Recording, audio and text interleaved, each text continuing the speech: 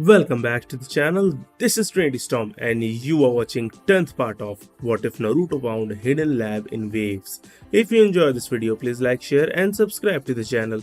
Now wasting no more time, let's start the story. Next day, Uzumaki's home. Naruto was walking to the front gate and thinking about what happened at the meeting yesterday and how he got back at Hiyashi for what he had done to Hinata.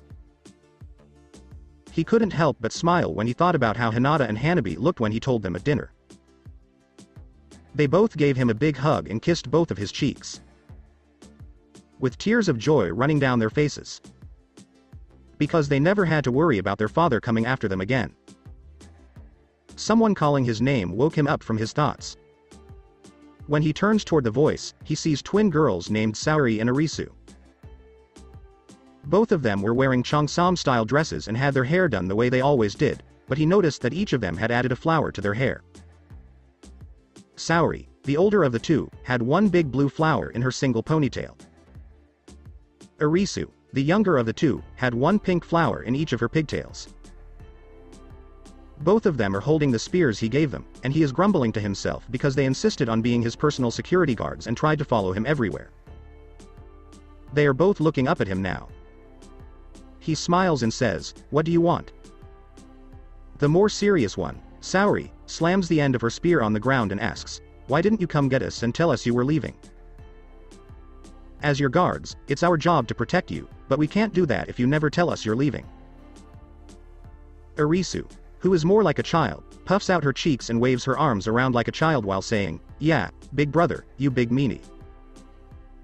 He thought it was very funny that these two were twins, since they are so different from each other.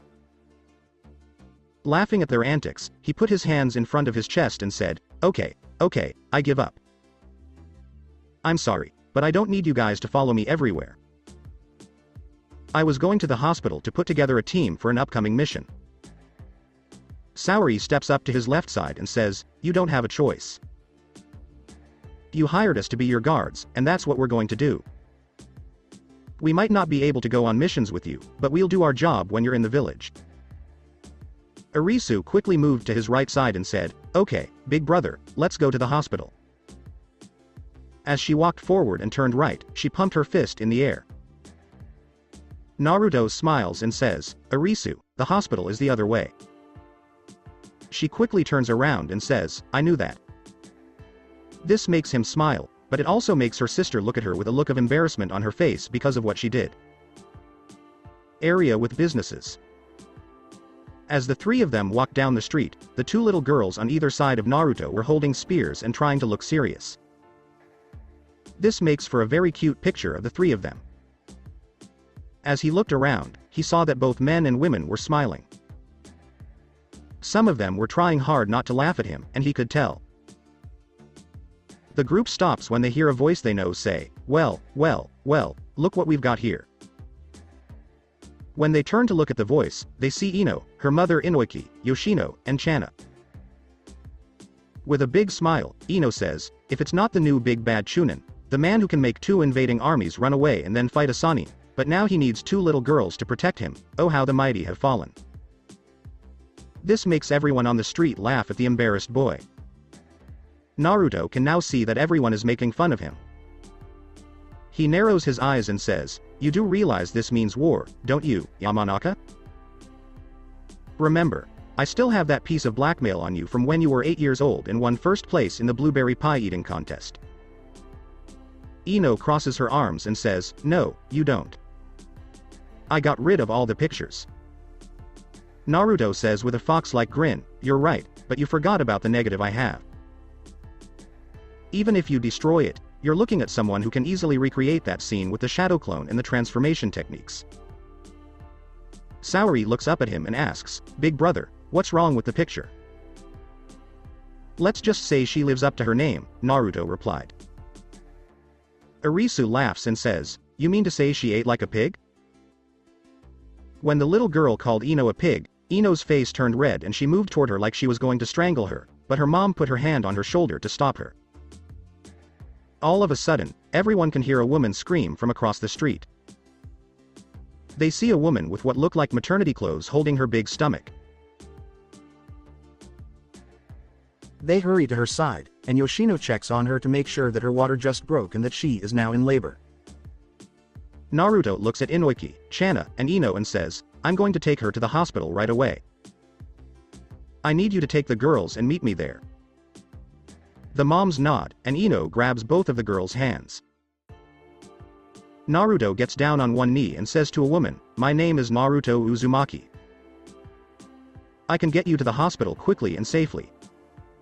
May I touch you, miss? The woman looks at him with clenched teeth and says, yes, even though she was clearly in pain. He put his hands on her shoulders and told her to take a deep breath. He then used Flash Step to make them both disappear. Inoki looks at the group and says, let's meet them at the hospital. Saori says, can I ask you a question before we leave? When Inoki says yes, she asks, Big Brother asked her if he could touch her before taking them to the hospital. Why? Chana says, I'm glad you caught that. When your older brother was 10, he and your Aunt Ino took a class at the hospital on what to do in situations like that and other emergencies. That was one of the things they taught him, because he was a boy and because it was a woman, he had to ask her permission before touching her because she might not have liked it. Some women don't like it when men touch them. Ino then says, and he has often taken classes with my dad, who is sometimes a counselor in addition to being an interrogator. Ino, Inoki, Chana, and Yoshino all smiled to themselves as they remembered talking to him about what happened during the month of training and how he saved F. Irisu nods and looks up at her with a big innocent smile on her face. Can we get ice cream on the way to the hospital? She asks. Inoki, Chana, and Yoshino all smile and say, okay, what kind of ice cream do you girls want? Irisu and Saori look at each other and say, blueberry, which makes all three mothers laugh because of how Ino's face looks. Hospital upon arrival. When Naruto got to the waiting room, he ran up to the front desk and told the nurse, we have a code robin. The nurse didn't even look up from her paper, but she handed him a clipboard and told him to fill out the papers and take a number. The doctor would see him as soon as his number was called. The nurse stands up and says, if I let everyone who came in here jump the line because they think they're more important, nothing would get done. Now, if you'll excuse me, I'm going to go get a cup of coffee. Naruto gets angry when he sees her not even care about a pregnant woman. Before anyone else can do anything, he grabs her by the front of her uniform and slams her on the counter. He then says in a voice that makes everyone shiver, you have exactly 30 seconds to get a gurney in here for this woman. Are you going to be happy you're in a hospital because you're going to need it? All the other patients started to clap, and as they helped the woman into a wheelchair, several of the women said, you should be ashamed of yourself. When all of a sudden, a different voice says, what's going on here? When everyone turned to look at the door, Sarah, Unohana, and Hinata were standing there, and Sarah was looking at Naruto. Sarah then says, Naruto, if you're going to rough up one of my nurses, you better have a good reason.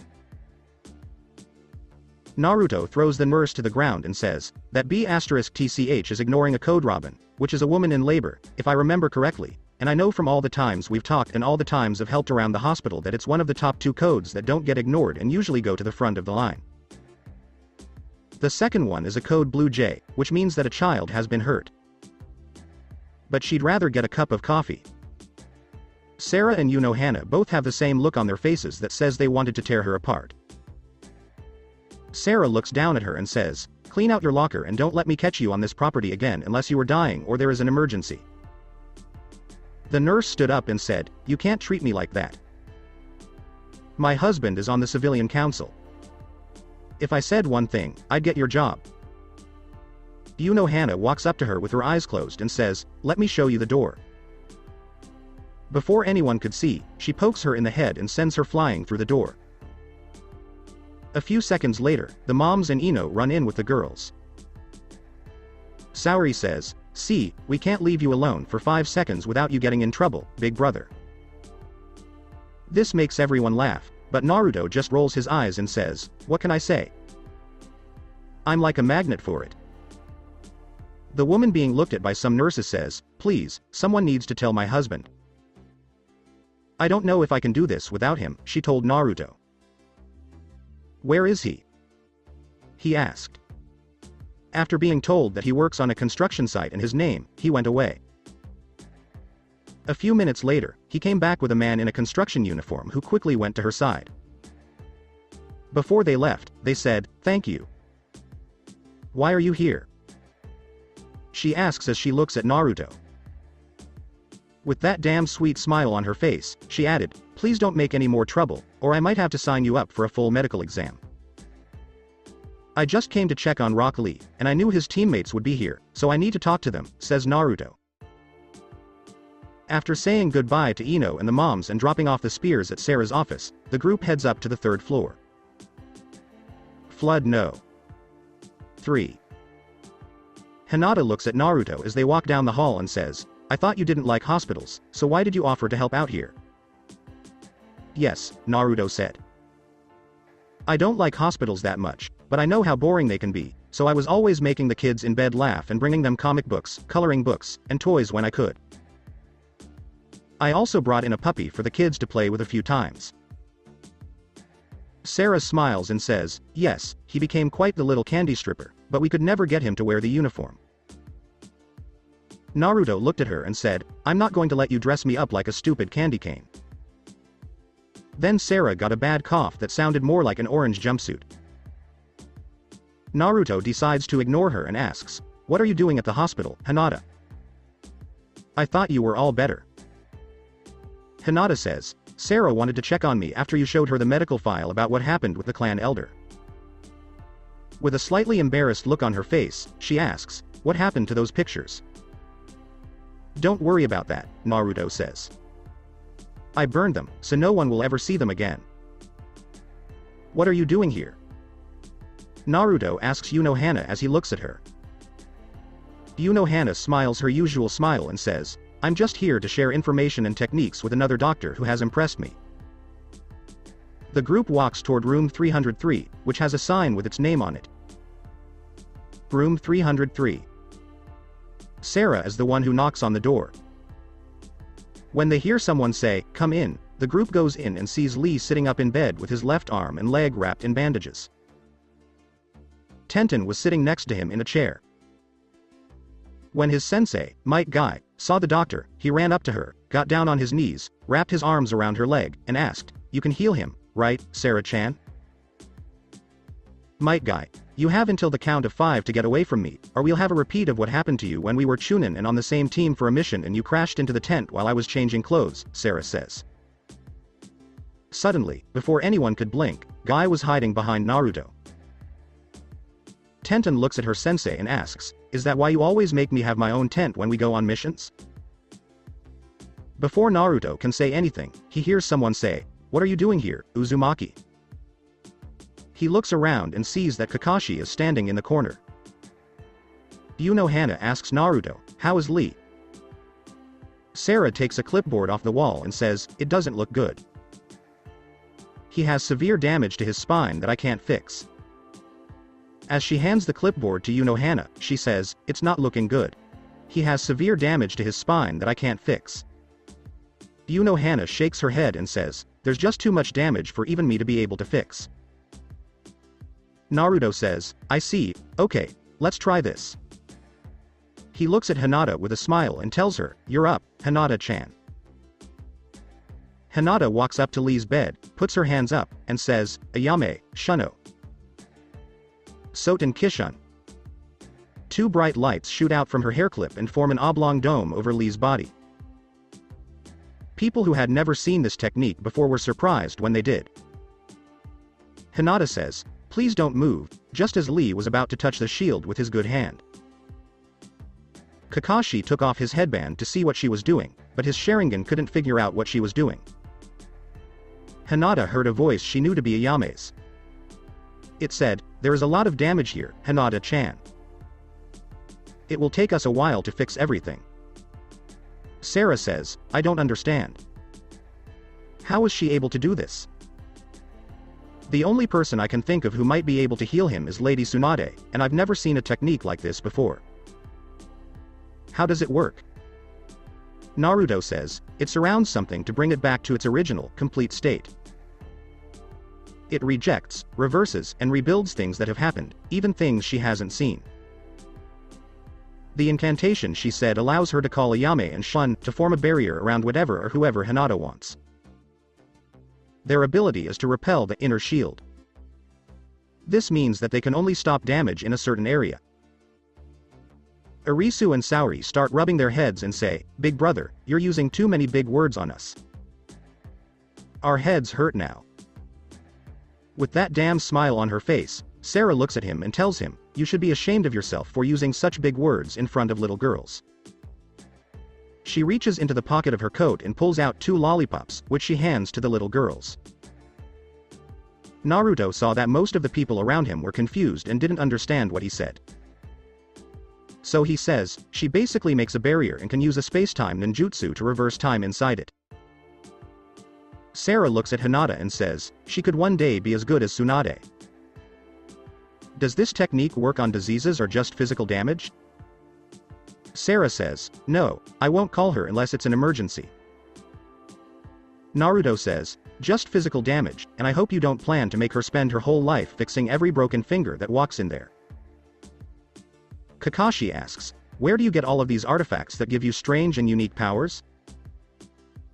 I've never seen anything like this or the ones you gave out during the invasion. If something like this can be made again and again, it could become very popular. Naruto looks at him and says, they are unique and can't be made again. My family is one of the oldest on the planet. We can trace our lineage back to Tsutsuki Hagoromo, also known as the Sage of Six Paths, through one of his sons. That's all you need to know, Kakashi, and no, you won't be getting one of these tools. Naruto looks at Guy and says, now that we've taken care of that, I came here to ask you if I could borrow one of your students for an upcoming mission. Guy gives him a thumbs up and says, sure, Uzumaki. Which of my students do you want? Naruto turns his head to Tenten and asks, would you be up for a mission in a couple of days? Tenten says, sure, why not? What is the mission? Naruto says, we're going to hunt a slug. Tenten looks confused and asks, why are we going hunting for a slug? Naruto says, this isn't just any sluga pretty, she's well known, knowing that this will get her attention. Tenten squeals and says, we're going to look for Lady Tsunade? Her eyes have turned into stars, and she looks like a statue. Saori and Arisu start poking her with them and say, I think you broke her big brother. Naruto looks back at Tenten and sees that she is still not paying attention. He walks up to her and flicks her on the head with his finger. Tenten snaps out of it and rubs her head, asking, why did you do that? That hurt. Arisu walks up to Naruto, kicks him in the shin, and tells him, big bully, you're not supposed to hit girls. Everyone, except Kakashi, starts to laugh at Naruto as he hops on one foot and says, ow, ow, ow. Hinata finally lets down the barrier after another hour, when she was gasping for air. When he gets close to her, Naruto gives her a glass of water. Sarah walks over to Lee's bed and starts to check on him. After a few seconds, she turns around and says, I can't find anything wrong with him. He's completely healed. Naruto looks at her and says, you did a good job, Hinata-chan.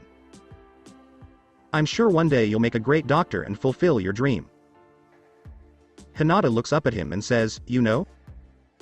Naruto nods and says, I know everything about my family. Their hopes and dreams, and I'm going to do what I can to help them. Kakashi snorted and asked, oh, really? And what if one of the girls wants to work in a brothel? Would you still help her? Guy looks at him and tells him, that's enough, Kakashi. If you say one more word, I'll make you run laps. Naruto says, no, it's okay, Guy. And to answer your question, Kakashi, I already have a woman I saved during that month of training when you left me. She had been working in one of those places since she was 14 because her father sold her to pay off his gambling debt. She's not doing too well not having to do that work anymore. I had to promise her I would do what I could to help her so she wouldn't run back and join a new one, even. Tenten started to yell at him for even thinking about opening a brothel because she thought he was better than that, but she stopped when she saw Sarah and Hannah give him a thumbs up. They both told her that most men who run brothels don't care about the women's health or keeping the place clean. Sarah then says, "I can see that you're angry about that, but you should know that most of the men and some of the women who run them only care about how much money they can make. The fact that he is willing to make sure they get health checks and a fair wage shows that he cares about them." Tenten looks down and says, "I'm sorry, Naruto. I shouldn't have made assumptions like that. It's just that I grew up in the red light district and I've seen a lot of women like that. It's one of the reasons I became a kunoichi. I hate when men see women only as toys for their pleasure and say that's all we're good for. I wanted to show that women could be strong too. I also hate it when women do that because..." Naruto says, "You're right, Tenten. Some women who do it just because they want to can give women a bad name, but not all women who do it are bad. Some have to do it because they don't have a choice.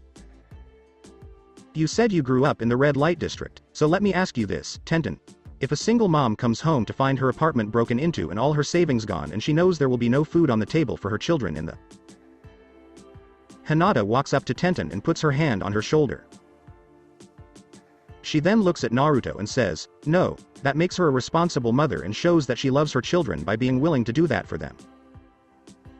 Tenten nods and says, "She's right." Naruto says, "Now that that's out of the way, I have to leave because I have to find 2 more teammates. But before we leave, he wants to give Lee one more gift." He reaches into his coat pocket and pulls out a box. He walks up to the bed and says, "I'm sure this one will help you, Lee." Lee looks at the box and lifts the lid while everyone watches over his shoulder. Once the lid was off, it was clear that it was a set of brass knuckles with 3 sevens on them. Team 9's weapon lover was looking at it with interest. She looked at him with a smile and said, "Okay, I give up." "How does this work?" Naruto says, "What you're holding is called Jackpot Knuckle, Jakupoto Nakuru. If Lee lets anything touch it, he can change the odds of that happening and hit the jackpot.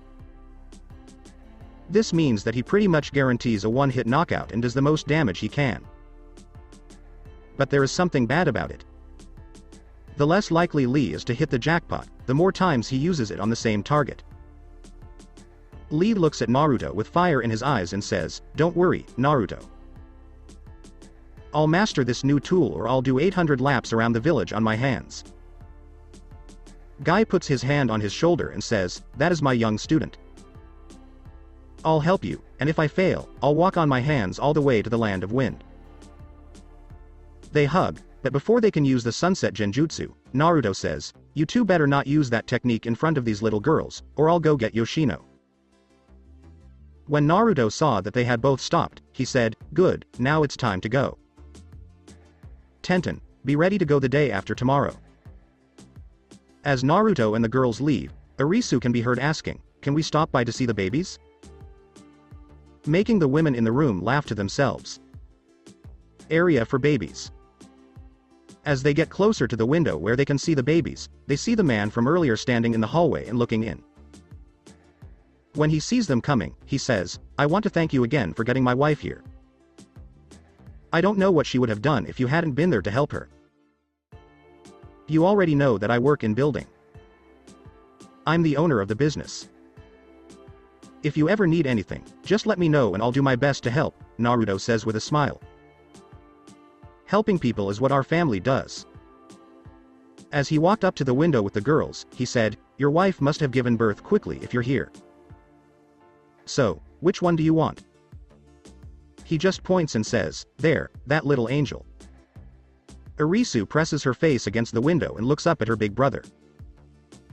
She asks, "Big brother, how do babies get into the mommy's belly?"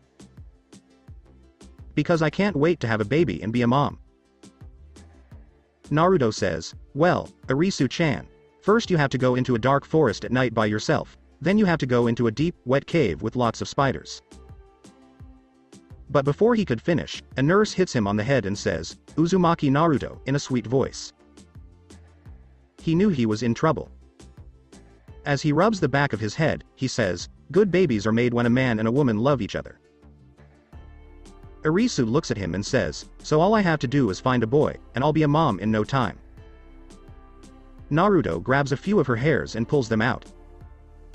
She yells, "Why did you do that, big brother? That hurt." Naruto says, "Good, now I want you to imagine that pain but 1,000,000 times worse. That's how painful it is to have a baby." Arisu looks at him says, "You're kidding, right?" Just then, a woman in a wheelchair with a baby walks by and says, "No, he's not." She gives him a wink, which drains all the color from Arisu's face. Random street. Half an hour later, as the three of them walked down the street, Naruto said, "Well, that's 2 team members down. It's a good thing we ran into Choji. I just need to find my 3rd member." Arisu says, "I like him, he's funny," while eating a bag of chips. Saori looks at her and says, "The only reason you like him is because he shared his snacks with you." Naruto watched as the two argued back and forth, but he stopped when he felt a cold blade on his cheek and heard a voice whispering in his ear, "Funny running into you, Gaki." As he slowly turned his head to the left, he saw Anko's eyes looking crazy. She says, "You know, I just got back from a meeting with Asuma, and he told me a funny little story about what happened at the meeting yesterday and about a certain book and where you've been keeping it. I think we should play Hunt the Fox. We haven't played it in so long. Now we can play it in the Forest of Death." Anko looks at Saori and Arisu and says, "I'm going to borrow your big brother for a while. You two are to go home and not say anything about this." Saori shrugged her shoulders and said, "Okay, big sister, have fun." Naruto looked at her and said, "You're supposed to be my security guards and protect me, but you're going to let her take me away without even fighting for me?" Saori looks at him and says, "Yes, because big sister Anko has been teaching us about life and how to play poker and how they are similar, and one of the lessons is that a big sister will always beat a big brother." With that, Anko and Naruto disappear in a swirl of leaves. Saori looks at her sister and says, "Let's go back to the compound before we get in trouble." Arisu nods and starts to walk forward, but Saori grabs her by the back of her dress and says, "The house is this way, dummy, you'd lose your head if it wasn't attached." Death Forest. As soon as they got to the clearing, Anko pushed Naruto forward and pulled out a kunai, which she slowly spun on her finger while walking around him. She finally stops and says, "You know, I've been looking for that book for a long time. I've spent hours and hours looking in different places, but I can't find it. I just found out that it happened in my own apartment. But what's even stranger is that it was in the top drawer of my dresser, which is the one place I would never think to look. So, Gaki, do you want to say anything before we start our new game? And just so you know, now that you're a ninja, I'm not going to hold back on you. And the fact that you were able to beat my sensei will make this even more fun." Naruto, who had managed to get up, said, "Before I run, there's one thing I want to tell you. You dropped your 50% off coupon for dumplings on the ground." Anko looked down, but when he saw that Naruto was already running, he quickly looked back up and said, "I always love it when they run." Within a few seconds, she had caught up to him and was chasing him through the trees. She said in a sweet little voice, "You know that's going to cost you," as she quickly threw the kunai at him. He jumped to the next tree branch to avoid the attack, but instead of landing on his feet, he did a handstand and kicked his right leg out at her, and a hidden blade came flying out of his pants leg. Anko was surprised when Naruto appeared above her and got ready to do an axe kick to her head. She grabbed his leg quickly, but was caught off guard when he turned his body to try to punch her, which she blocked with her free hand. That's when she realized that both of her hands were now blocked, so he could use his free leg to kick her in the chest and send her flying backwards. Naruto lands on his feet and does a few backflips to get some distance. After the last one, he slides backwards. When he sees Anko getting up, he says, "Come on, little snake." With a cocky smile. "The fox wants to play," she said, putting out her hand for her to come here. Anko laughs and says, "My little fox Chan thinks he's ready to play with the big kids." She then dashes forward and throws a bunch of punches at him, most of which he is able to block. Naruto had managed to get some space. He reached back and grabbed his Tonto, grinning like a fox, and said, "You said you wanted to know what I could do. Well, Anko-chan, you better get ready to drop your socks and grab your crotch. You're going to get wet, but it won't be fun." Hinata paused. Hinata went back to the compound after she was done at the hospital.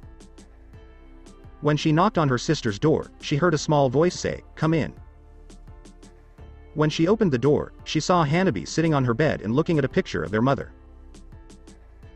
Hanabi looked up and asked, "Do you think she would be mad at us for leaving the family like we did?" Hinata wraps her arms around her and shakes her head, saying, "No, Hanabi-chan, she would be happy that we were able to find a new family that loved us." Hanabi put the picture on her nightstand next to one of her and Naruto eating ice cream in a shop in the land of waves. Hinata looks at her little sister and can tell she's upset about something, so she tells her, "Hanabi-chan, I can tell you're upset about something else. When something bothers you, you always wrinkle your forehead." Hanabi looks up and says, "Let's go to the tea house, and I'll tell you what's going on." Green Leaf Tea House. Hanabi tells her sisters that she was starting to like Naruto, but he didn't notice. She says, "I even bought a new dress, but all he said was that it looked cute on me." Hanabi looks down at her teacup and says, "I know why. It's because he doesn't find anything interesting about my body. Why would he want me when he could have someone like you? I'm as flat as a board and I have to look up at him. You're almost the same height, and your chest is the same size, too." By this time, she was crying. Hinata's face didn't show any emotion when she found out that her sister had a crush on her crush, but inside her head, a little girl version of Hinata was hitting a little girl version of Hanabi with a picket sign that said, "He's mine, stay away from him." Hinata grabs her sister's hand and says, "You know that Naruto doesn't judge a woman by her age or how she looks. You're 8 years old, so you don't have a chest. I'm sure that in a few years, you'll have something just as good as mine. I mean, look at our MoMA big chests run in our family." She smiles and says, "Between you and me, I know for sure that he likes big chests. You saw how he was with those women back in the land waves." This made them both start laughing as they remembered how Rangaku would always grab his head and bury it in her chest. Hinata takes a deep breath and then says, "I've known him for years, and I don't think he's paying attention to what you're doing. He doesn't always pay attention. Don't forget what his mother said about how the men in his family don't know anything about women. And that's why the women in his family had to be so strong and independent." This makes both sisters laugh because it reminds them of their conversation with her and the many times she told them stories about how the men would mess something up and the women would have to fix it. Hinata then says, "Hanabi, now that Naruto's status is public, he will probably have to join the CRA, which means he will have to have more than one wife. It will be hard for me to accept, but I'm willing to share him if I can get him to accept me. If you have a crush on him, I'm sure he would listen to you if you told him how you feel. But if you don't want to be a ninja, you'll have to wait until you're older. You're still a child until you're 16. Since he is legally an adult, you won't be able to have a sexual relationship with him. But that doesn't mean that you can't hang out with him and have fun." Hanabi says, "You are probably right. I mean, 4 years isn't that much of a difference, so maybe he'll let me be his girlfriend, and we can go to the movies and eat out together and hold hands. I'm not even close to being ready for a physical relationship, and I won't be for a long time." Hanabi says, "If you want to be his girlfriend too, I'm sure he'll accept you. Just look at what he did to our cousin for you." Hanabi gives Hinata a small smile and says, "You know, technically, I'm ahead of you in your relationship with him. Since I've already been on a date with him, that makes it 1-0. Inside Hinata's head, the chibi Hinata is now dressed like a little devil, and the chibi Hanabi is tied up and hanging over a large cliff with sharks swimming around below. A chibi Naruto who has been knocked out is tied to a nearby tree with a sign that says, "Property of Hinata," hanging from his neck. Hinata says with a small smile, "You may have gotten the first date, but don't forget that I'll have more chances to go out with him." She then tells the waitress to bring another pot of tea.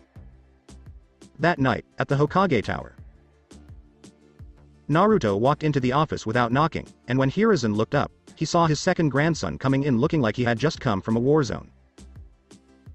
Hiruzen picks up his pipe and says, "So, Lord Uzumaki, what brings you here tonight?" He tries not to laugh.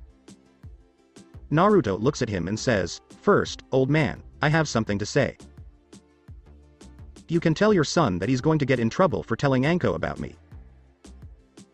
I think it's time I pulled out the one prank I wasn't going to use, which involves a honey-baked ham, a teapot, and a wolverine." Hiruzen's face goes white because he doesn't want to know what kind of prank that could be.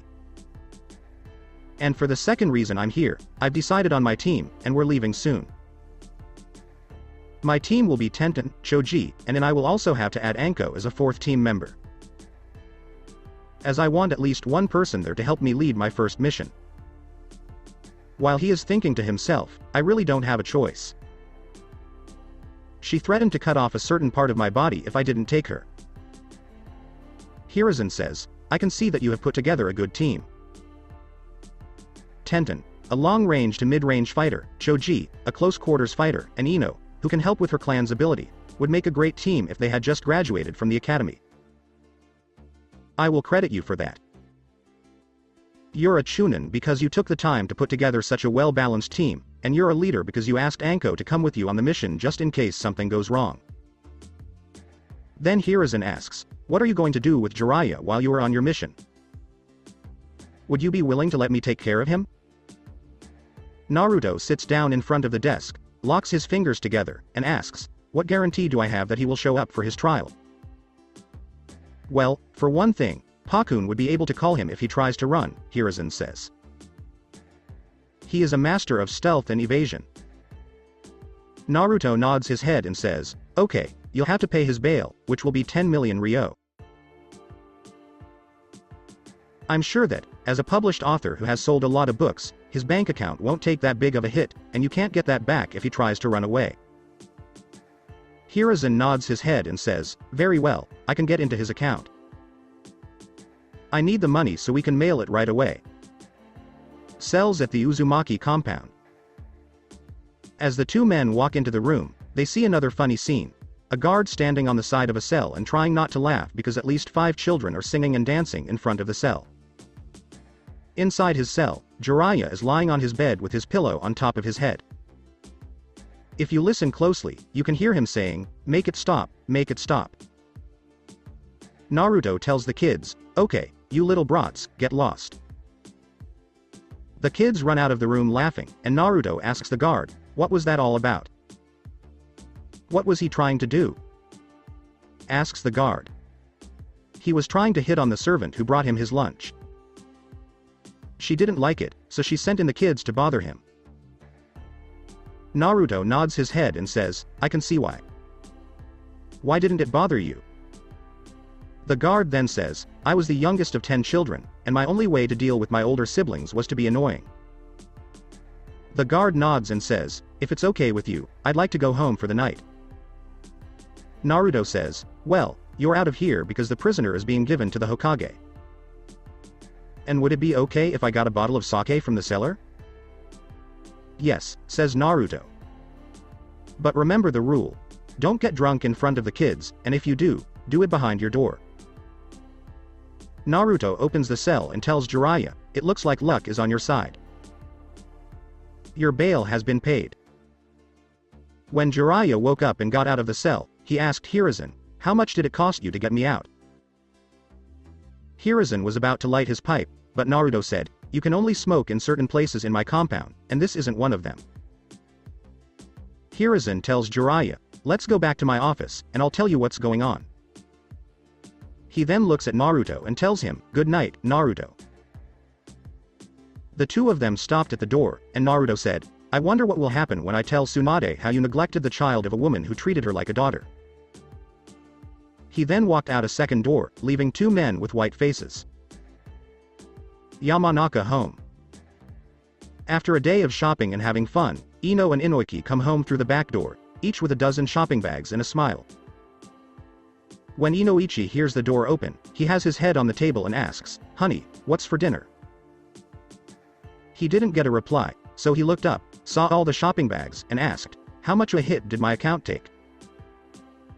His wife and daughter hit him on the back of the head, so Ino says, "Mom, I'm going to take a shower.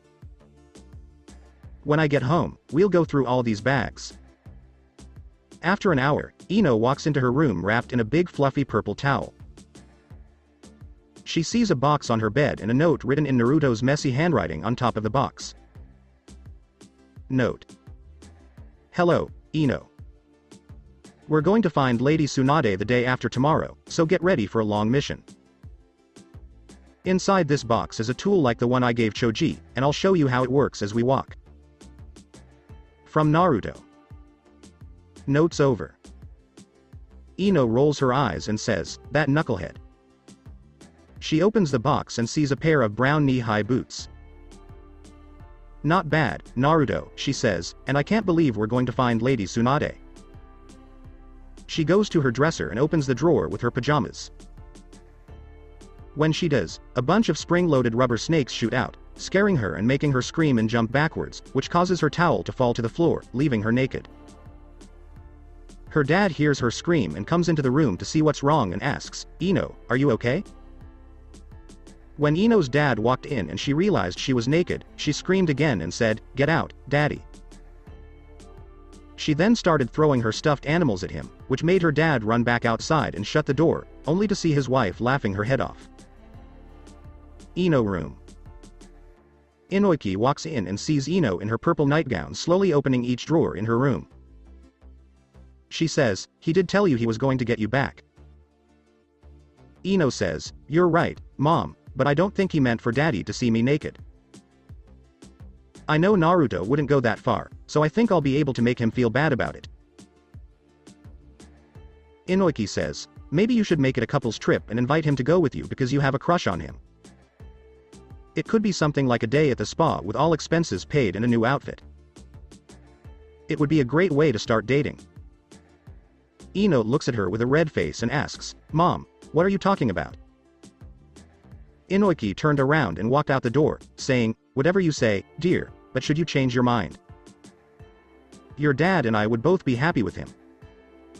Ino goes to her nightstand and looks at a picture of her and Naruto when they were 8 years old. In the picture, she is sleeping on Naruto's shoulder while watching fireworks, and she is holding a stuffed cat that Naruto won for her at a game. She then thinks to herself, "It's true that I've always thought of him as my backup plan. He's the one boy I know would always treat me right. Maybe Mom is right. He'll have to take several wives. Maybe he'll be willing to let me be one of them." Hearing her mom call out that it's time for dinner, she smiles to herself and says, "Maybe I'll talk to him on the mission." She then heads to dinner. I'm leaving this message because I updated twice last time with 2 chapters and only got 18 reviews. I'm hoping that by leaving this message, people will be able to leave more reviews, which help me write chapters. If you read this chapter, please leave a review and tell me what you think. Morning of the mission at the Uzumaki compound. Naruto was sitting at his desk at the moment. Akaku Madarame, Yumachika Ayasagawa, Izuru Kira, Shohei Hisagi, and Rangaku Matsumoto were standing in front of him with 4 other people. Naruto looks at them and says, "Thank you all for coming. As you know, I'm going on a mission soon. I asked you to stay at my compound while I'm gone as a security force because someone made a threat against my family a few days ago, so I want to be safe while I'm gone. I have permission from your village, and each of you will be paid for a C-rank mission for the duration of it. Your main job is to patrol the compound and act as security guards. Anyone who tries to get into the compound without permission is to be stopped at all costs. If you feel you have to kill them, do so. Izuru will be the team leader." He slides them a new device and says, "Thanks to Mayuri and Kazuki, along with my parents, they were able to work together and come up with this new chakra secure network. Using technology from your Soul Society and Finjutsu, they were able to make a new network that goes over my compound that can't be seen with the naked eye. These devices will let you know if anyone enters my compound and where they are. It won't be fooled by someone trying to hide under a transformation technique or genjutsu. Intruders will show up as red dots, and members of my clan will show up as green dots. This is because everyone in my clan wears a special medallion that is registered in this new net that has been put over my compound. He thinks to himself, I wish I could have brought mom and dad back, but it's too dangerous for them to be here right now, and mom is working at the Wave Academy and dad is working with the Toads to find out more about this mysterious group that Jiraiya is looking into, so neither of them are available to do it right now. Naruto asks, does anyone have any questions? Rangaku raises her hand and says, are we allowed to drink sake? I know that when you were in the land of waves, you tried to limit how much the children interacted with it when the adults were drinking it. He looks at her and says, yes, you can drink sake, but you have to follow the rules, which are to not get drunk in front of the children and to go to your room if you feel yourself getting drunk. Rangaku starts to think to herself, he's strong and smart, and he's also good looking, and he's one of the best cooks I've ever seen, and he's good with kids, and Yoruichi said at the meeting that he's a demon in the bed. He's the ultimate trifecta. She then licks her lips and thinks, when I get a chance, I'm so going to try to get. Naruto and the other men all look at her while she laughs to herself. Naruto looks at Izuru and asks, is she always like this? He gets a lot of yeses in response. As he leaves the room, he shakes his head and says, I've got things to do. I'll see you when I get back from my mission. When he opened the door, Saori and Arisu, who were trying to listen in, fell to the floor. This made everyone in the room laugh. Naruto looks back at Akaku and asks, do you think you could teach the two of them how to use spears as their main weapon? Akaku sees the two girls getting up off the ground and says, I can give them a few tips. Then Naruto says, just remember that they are human and haven't taken the serum that will make them as tough as a Soul Reaper. He got a nod in response. Then Naruto says, when I get back, I better not find their heads shaved. This makes Saori and Arisu put their hands on their heads to protect their hair. Naruto laughs and heads out of the house. As he walks through a courtyard, he sees Sume sitting on a bench with one of the babies in her arms. As she watches Noriko and Aisha fight, which is funny because they are so young, what makes it even funnier is that Nell is the referee, but she keeps cheering for both sides. As Naruto walks up to the group, he can see that Sume is not only holding the baby but also feeding it from her breast.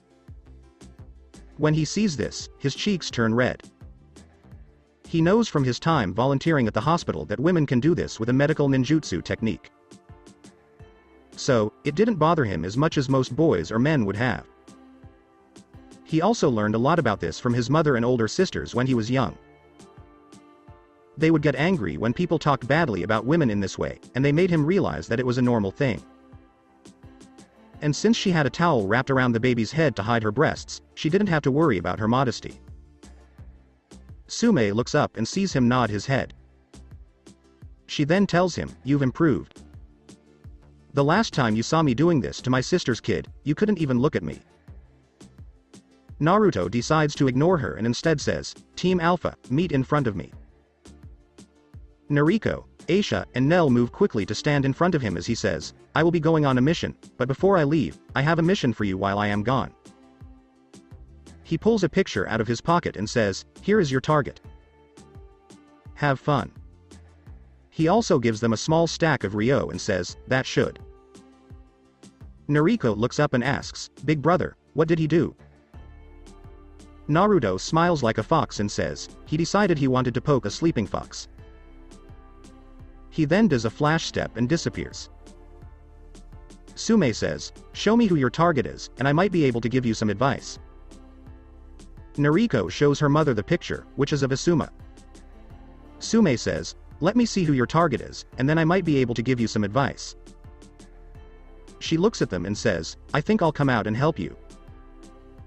Kushina and Makoto and I used to work together, and we were quite the little tricksters.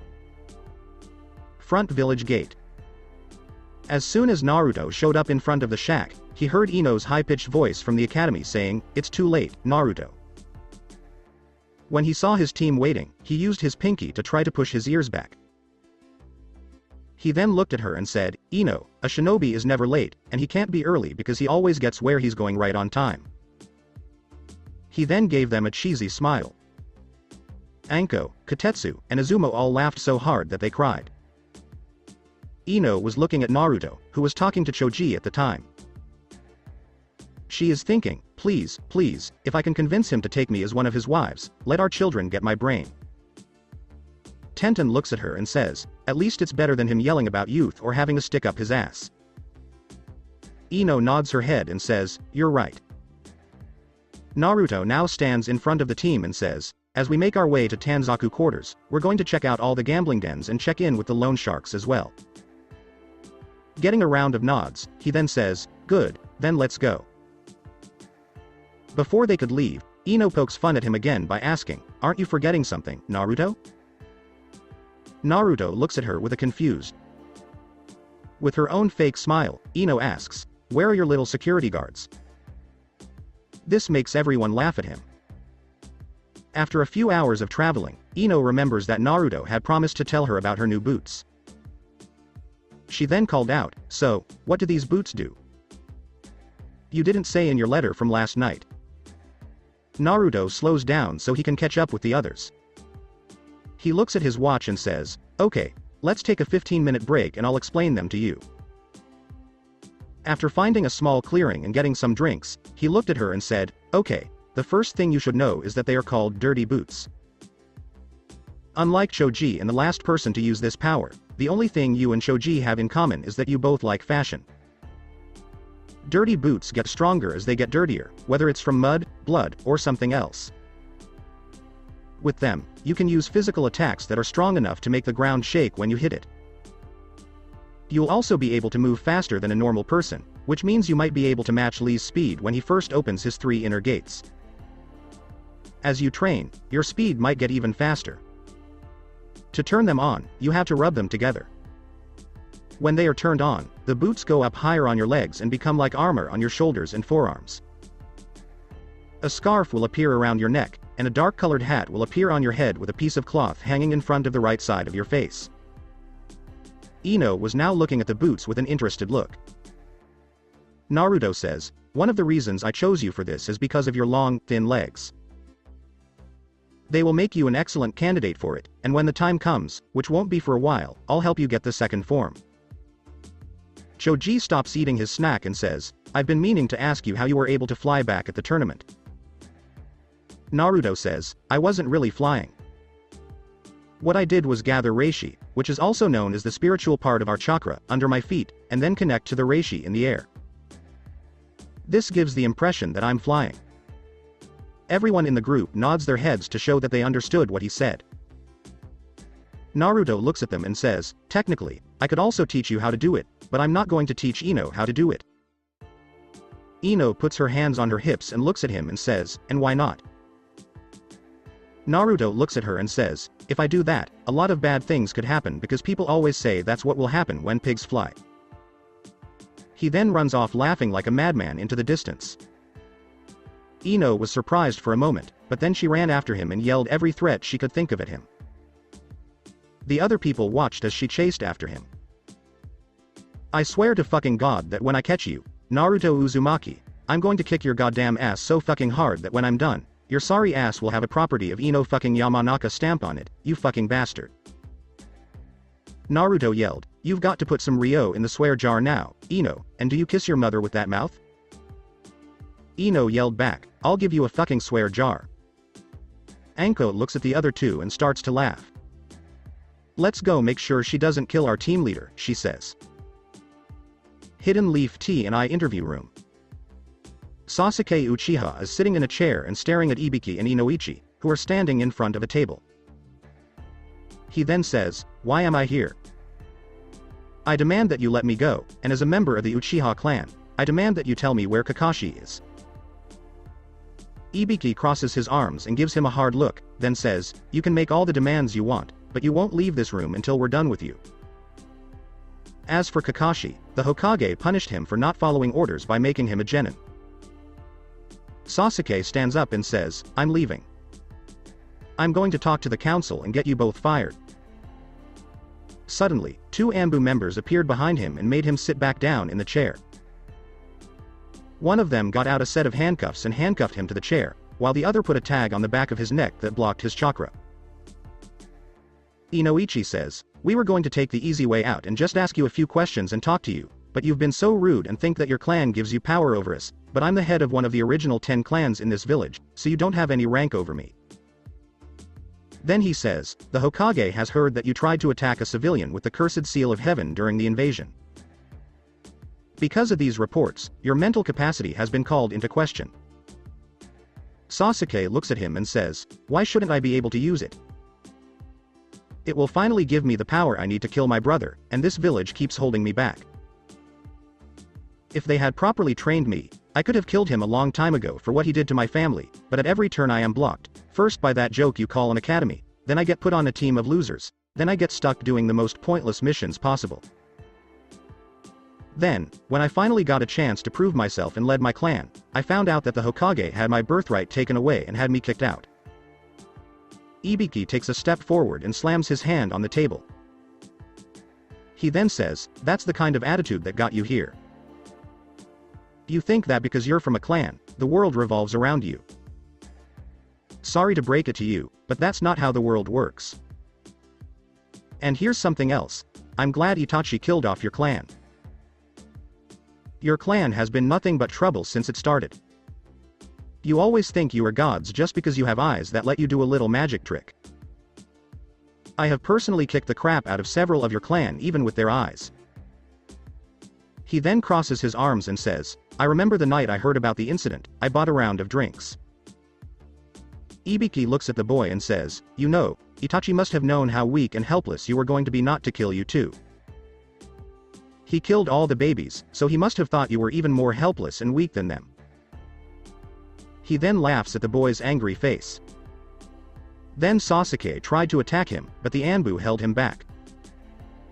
Ibiki says with a smirk, "Trying to attack a superior officer is a 72-hour hold in the hole. That will start when this is over, and I don't see any reason to tell the council because it's not their job." Inoichi had to hold back a smile when he realized that one of his coworkers had pushed him to try to attack him on purpose. He walks around the table and comes up behind him. He makes a series of hand gestures and then puts his hand on the back of his head and says, "Mind walking, psycho mind transmission, jutsu. Sasuke mindscape." Inoichi was floating in a void. Dozens of red spheres with Sasuke memories were floating around him. He says, "This can't be right, because red is the color of hate, and I've never seen so many red spheres before. Usually, there are dozens of different colors for the different emotions and feelings." He starts to look at them slowly. Interview room. Ibiki watches as Inoichi moves back and opens the door to the hallway. Ibiki looks at the Anbu and says, "Put him in holding cell number 6 for 72 hours. Anyone who tries to let him out will have to answer to me." Hallway. Ibiki looks at Inoichi and asks, "How bad is it?" Inoichi shakes his head and says, "I've never seen a mind like that." The boy's mind is filled with nothing but anger and fury. He is so focused on killing his brother that he can't feel anything else. Inoichi then says, "We'll have to figure out how he passed the academy's test to see how smart he is, because someone didn't do their job. He can't be a ninja until this is fixed, so I'll have to pull him out of the program." At that moment, Sasuke and the other 2 Anbu members leave the room with Sasuke tied down. Suddenly, a member of the TNI runs up to Ibiki and says, "Sir, we just got confirmation that Itachi Uchiha and Kisame Hoshigaki were seen in the village and fighting with Asuma, Kurenai, and Guy. It seems they were looking for Naruto, but they were driven away. No one knows how they got into the village." Sasuke started fighting the Anbu when he heard his brother's name. He said, "Let me go. I have to fight him now." One of the members hit him on the back of the neck, knocking him out. He will be taken away soon. Ibiki looks at the TNI member and says, "Start an investigation. I want to know how they got into this village." Inoichi starts to laugh to himself and says, "Naruto isn't even here, but he can still cause trouble." Ibiki gives him a look and says, "You do know that your daughter is on a mission with the boy she likes, right?" Inoichi asks, "What makes you think she likes Naruto?" I never said it was Naruto who did it, he said. But you have to remember that there's nothing stopping her from hooking up with him while they're on the mission. It's not like Anko will stop them. He then started to walk away, leaving behind an Inoichi with a white face who now has a picture of his little Ino with a big belly. He then says, I think it's time I got myself a sword, and I wonder if that chastity belt is still in that trunk in the attic. Naruto's team of hunters. As the group gets closer to one of the gambling towns, Anko looks at Naruto, who is now carrying Ino on his back. So she made fun of her and said, I think you have that position wrong. He's supposed to come from behind, if you know what I mean. If you want, I'll give you both some tips. Both Naruto and Ino's faces turn red. Naruto looks at Ino like he wants to say, why am I giving you a pie? But he doesn't have time to finish. Ino grabs both of his cheeks and says, if you even finish that sentence, I'll rip these whiskers off. As she does this, she starts to pull out his cheeks. Naruto says, ow, ow, ow, Ino-chan, I'm sorry. Please let go. Ino pulls back and says, what was that? I think you said my name wrong. Naruto, who is starting to cry, says, okay, I'm sorry, Ino-sama. Ino jumps off Naruto's back, rubs her hands together, and says, that should teach you to respect my authority. Naruto then gives her an evil look. Inside Naruto's mind, a small Naruto is watching a small Ino walk around the corner with a big pair of binoculars. She then sees a sign for a 75% off shoe sale with an arrow pointing in the right direction. She starts running toward the sale very quickly. She sees a second sign with an arrow that turns sharply very quickly. She follows the signs around the village. As she stopped to catch her breath, she didn't realize she was back where she started and that the poster had changed. It now said, 40% off all dresses, and had the address, 1313 Mockingbird Lane, at the bottom. The chibi Ino quickly writes down the address and runs off in the direction she thinks it is. She didn't hear the laughing on the roof. Up on the roof, a small army of chibi Narutos are making more signs that say, free makeover for the first 100 customers, and then running off in a different direction. Naruto couldn't help but laugh at the image in his head because he knew she would fall for it. Highway on the edge of town. Naruto leads the group into the forest and to a small clearing in the forest. Then they watch as he moves forward, crosses his fingers, and says, Shadow Clone Jutsu. Suddenly, 100 copies of himself appear in the clearing. Naruto says, we'll split up into 4 groups. Naruto points at a random clone and says, you take Alpha Team and start your mission. The clone and 24 others use the flash step and disappear. He then points to a second clone and tells it, you take Beta Team and start looking for any information about Tsunade. The second clone and the team leave quickly. Naruto looks at the remaining clones and says, you will be Team Gamma, and you will all stay here and practice cutting leaves. I want 3 of you to dispel yourself every hour. The clones quickly go to a nearby tree to get a leaf and start following Naruto's orders. When Naruto turns around, he sees that both Ino and Tenten are looking confused. Anko gives him a nod of the head as he looks at him. And Choji didn't seem to care much about it. Anko looks at Naruto and says, Naruto, if you keep this up, you'll be a Junin in no time. Naruto says, good, now we're the Delta team. We're going to the village to find a bar or restaurant to set up a base. What do you mean? Asked Tenten as he looked at her. Anko crosses her arms and says, I think the first team he sent out was to secure the village and keep an eye out for any hostile enemies. I'm sure they'll be hiding under the transformation technique, and since the shadow clones can send memories back to the original almost instantly, this gives him eyes all over the village. The second team he sent out was to find information about our target, again covering a large area in the Li. The fact that he keeps training even while on a mission with the third team doing the leaf-cutting exercise shows that he takes training seriously.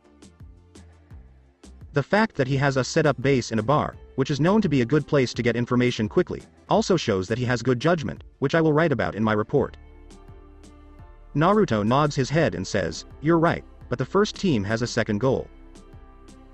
I'm sure you've noticed my sunglasses, but what you don't know is that they were upgraded by a friend of mine. They now have a small computer inside of them, and with them I can see through most genjutsu and tell if someone is wearing a transformation technique and can tell me if it is a clone, as most clones do not. It also has a built-in bingo book with facial recognition for both ninja and civilians. This way, if my clones come across a low-level person, they can try to capture them. In fact, since we've been standing here, my clones have caught 3D rank missing ninjas who never officially graduated from the academy in the Land of Lightning but are wanted by I for stealing village property for a total of 50,000 ryo." Both Tenten and Shoji had shocked looks on their faces. They knew what a computer was, but since they were expensive and not used by many people, only the wealthy and a few groups in the villages, like the hospital and the T&I division, could use them. Luxury restaurant. When Naruto opens the door for the group, a waitress greets them with a bow and says, "Welcome, Lord Uzumaki. Your table is ready for you if you'll just follow me." The group was led to a private table in the corner of the restaurant very quickly. The waitress quickly hands out menus and asks, "Can I get you something to drink to start?" After getting an order for a drink, she quickly heads to the kitchen.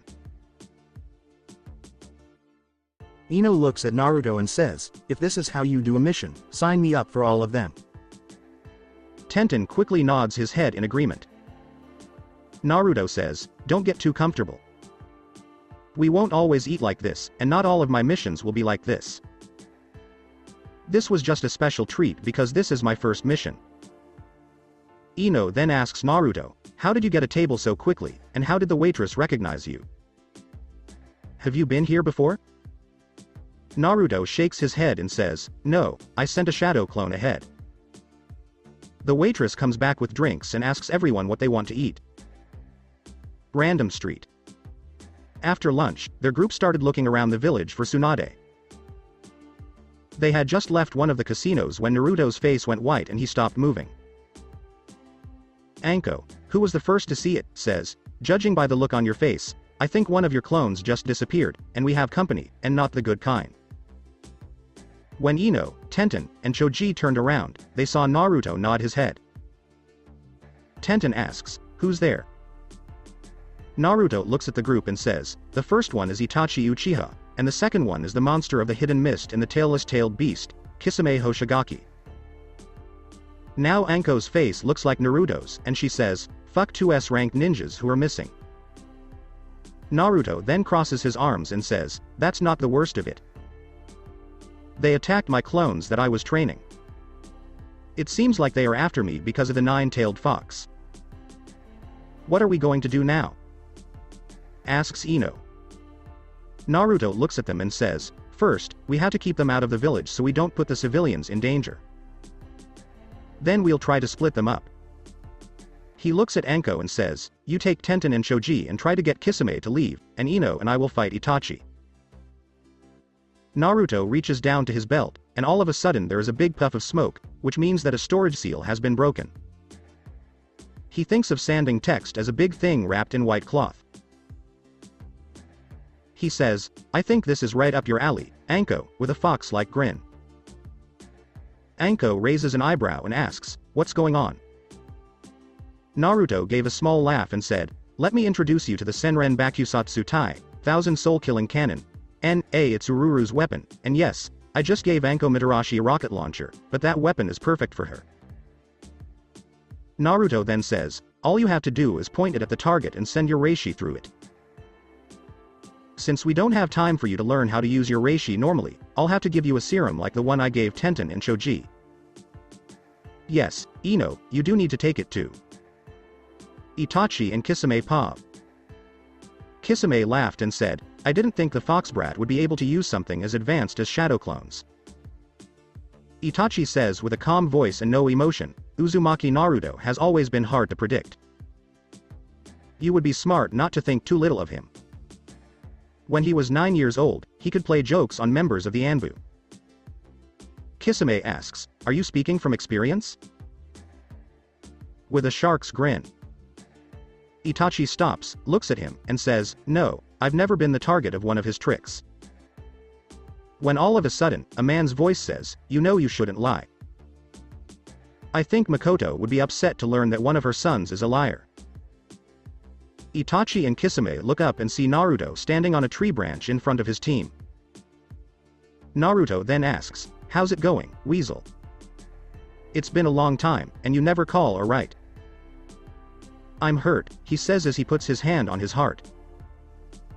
Then he says, "You know, you and your brother seem to have the same problem. You only hang out with men.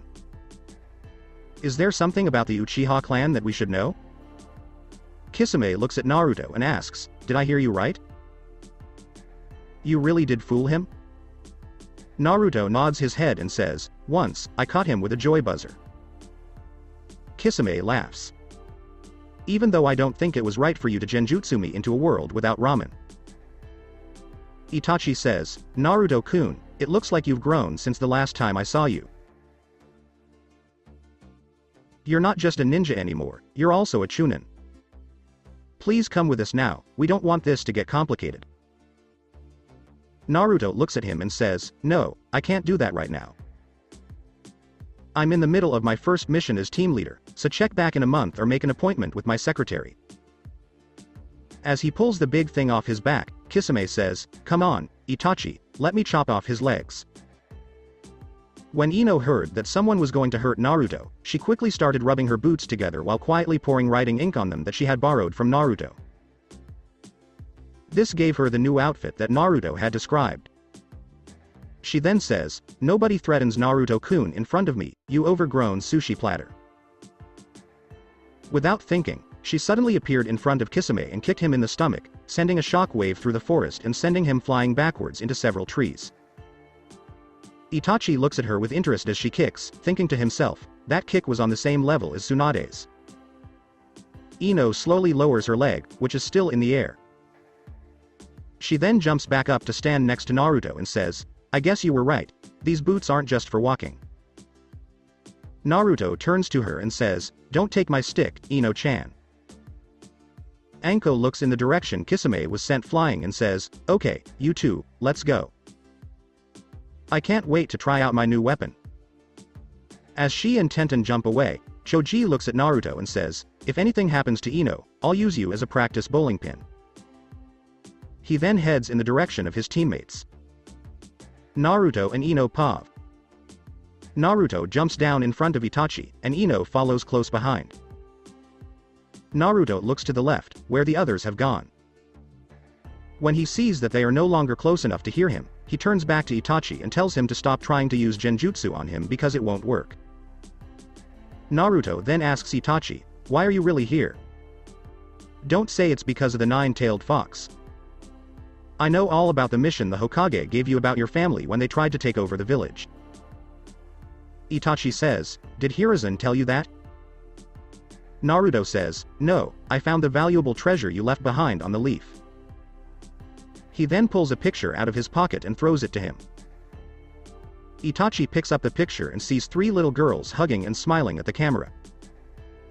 He knows who Aisha is because she looks just like her grandmother. He gets a ghostly smile and asks, "Who are the other two?" Naruto says, "Those two are Nariko Inuzuka's best friends.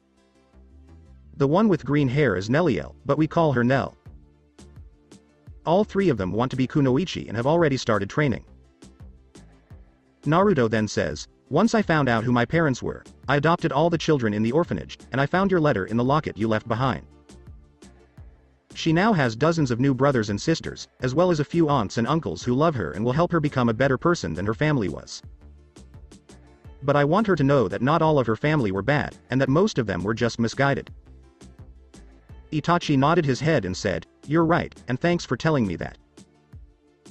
And just so you know, she doesn't blame you for what happened. She's going to do what you said and become her own person, and she has no plans to use her Sharingan, which she turned on after reading your letter." Ino didn't say anything because Naruto had already told her what he was going to do. But then he decided to speak up. Ino steps forward and says, "She is one of the nicest little girls you could ever meet, even though Naruto has already ruined her by teaching her and her friends how to pull pranks."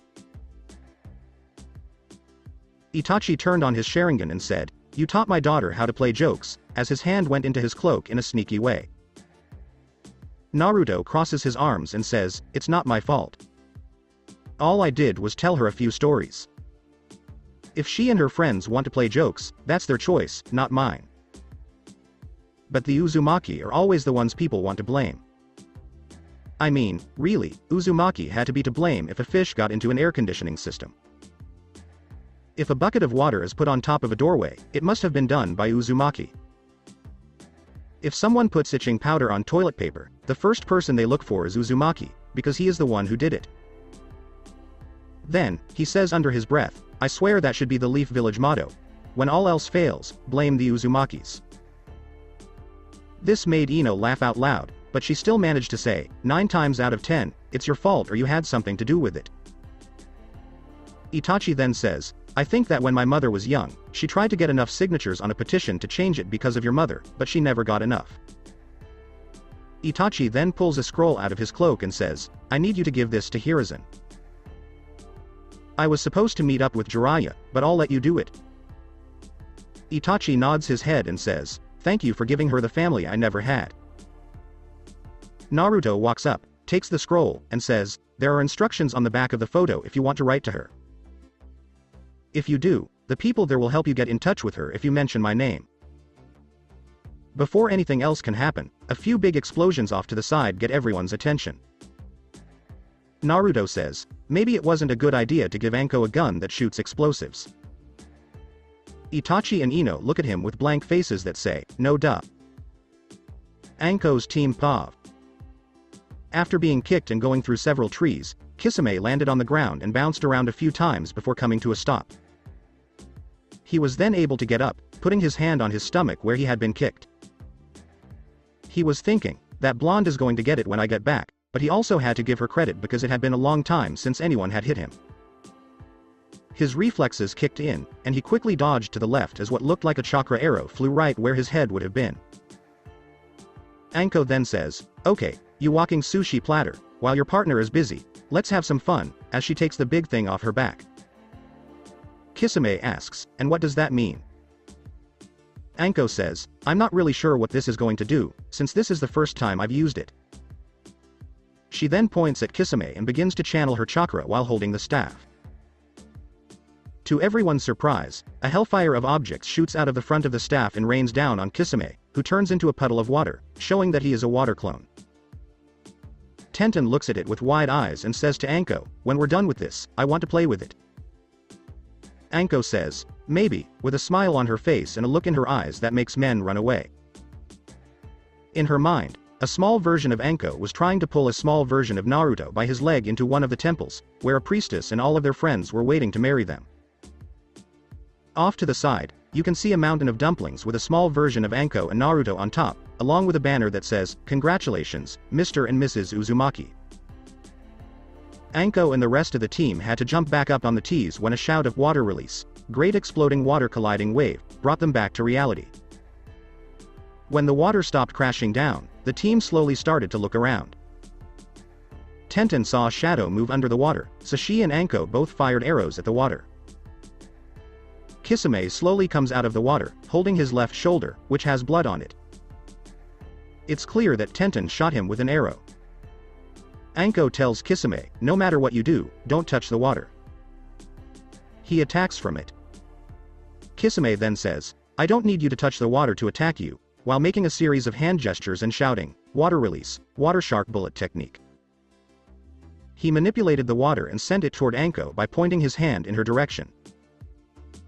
As the water moved, it took the shape of a shark, and more water followed in its wake. Because the shark was moving so quickly and there was so much water behind it, the team barely had time to get out of the way. Anko then says, "Okay, Tenten, let's try to box him in so he can't attack anymore." The two women start shooting again, forcing Kisame to dodge and run across the water. As he runs, he uses his sword to block Tenten's arrows and his replacement jutsu and water clone to avoid Anko's attacks. Shoji hadn't done anything yet because his attacks were meant for close range. He clenches his fists and thinks to himself, "There has to be something I can do. I can't just sit here and do nothing while people I care about are in danger." When he opened his eyes, he was shocked to see that he had subconsciously activated his arm and that his fists were glowing with chakra. After a few minutes, Kisame got out of the water and gasped for air. Before he could say anything, Itachi suddenly appeared, grabbed him, and then disappeared. Anko looks around, and then she hears a bird call. She whistles and Naruto and Ino show up. Naruto, trying to catch his breath, looks down and says, "Let's get the hell out of here before one of my clones gets a lead on Tsunade. She is going to Tanzaku quarters, as I predicted." When he doesn't hear a response, he looks up and sees Senran Bakusatsu Tai playing tug of war with Anko and Tenten. Game of tug of war. Anko and Tenten each have one side of Senran Bakusatsu Tai that they pull back and forth while shouting, "Let it go." Then Tenten says, "Come on, I just want to give it a try. You can use it as much as you want, but give me one chance." Anko says, "No, I've heard that once you get a new weapon in your hands and like it, you never give it back," and she pulls harder. Tenten and Anko slipped in a mud puddle at the same time, and the cannon went off by accident, hitting Naruto with a single shot. Tenten sees this and, while whistling innocently, moves the cannon that had fallen to the ground in the direction of Anko with her right foot. Naruto slowly stands up and looks in their direction. He stomps over to it, picks it up, and says, "Since you two can't seem to share, you can have it back at the end of the mission." This makes them both pout, and they each grab one of his legs as he walks away to try to say they're sorry and promise to stop fighting. As he walks past Ino, she can hear him say under his breath, "Children, children, everywhere." Hiruzen Pav. Hiruzen was about to light his pipe when he got the feeling that Naruto was getting what he deserved for all the headaches he had given him. He looks up when someone knocks on his door and says, "Come in." Ibiki walks in and says, "I'm here to report." It looks like Itachi and Kisame went through the east gate to get into the village. After a fight, the two of them got past all the security and were able to get away. Hiruzen nodded and said, "I see. I'd like you to put up extra guards at each entrance to the village." Ibiki said, "I've already done that, so they won't be able to get back into this village. Here are the reports from everyone who took part." Hiruzen set them aside to look at when he has time, and then he said, "Good. The question is why Sasuke didn't leave the T&I building. Why is he in a holding cell right now?" Ibiki crosses his arms and says, "The spoiled brat tried to attack me, so I gave him a 72-hour hold to let him cool off. Even though I didn't know it at the time, the fact that his brother was in the village was also a factor. I didn't think it was a good idea for him to be wandering around. I have no doubt that Naruto will do what he said he would and go after him. The fact that he asked us to let him go shows that this is true." As Ibiki leaves the office, Hiruzen says, "It was funny to watch the security cameras and see how you got him to attack you." Hiruzen looks at the pictures of his team and one of him and Naruto and thinks, "I hope you're okay, and good luck. You'll need it to help you convince her to come back to the village." So that's it for today. I hope you guys enjoyed it. Don't forget to like, share and subscribe to the channel for more awesome stories like this. Thank you. See you all in my next video.